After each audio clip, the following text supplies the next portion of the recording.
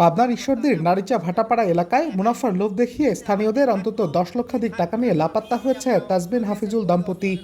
এমন অভিযোগ এনে টাকা ফেরত পাওয়ার পাশাপাশি ওই দম্পতির শাস্তির দাবিতে মানববন্ধন করেছে ভুক্তভোগীরা। বুধবার বিকেলে ঈশ্বরদী শহরের মশুরিয়াপাড়া এলাকায় স্থানীয় একটি স্কুল মাঠে ঘণ্টাব্যাপী এই কর্মসূচি পালন করেন ভুক্তভোগী ও স্থানীয়রা।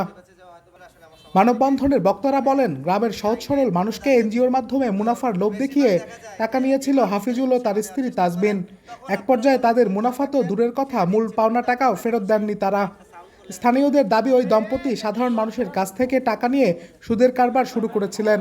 বিষয়টি টের পেয়ে তাদের কাছে টাকা ফেরত চাইলে সম্প্রতি গা ঢাকা দিয়েছে হাফিজুল ও তাজবিন। পাওনা টাকা ফেরত পাওয়ার পাশাপাশি ওই দম্পতিকে আইনের আওতায় এনে এলাকায় সুদের কারবার বন্ধের দাবি জানিয়েছেন ভুক্তভোগীরা।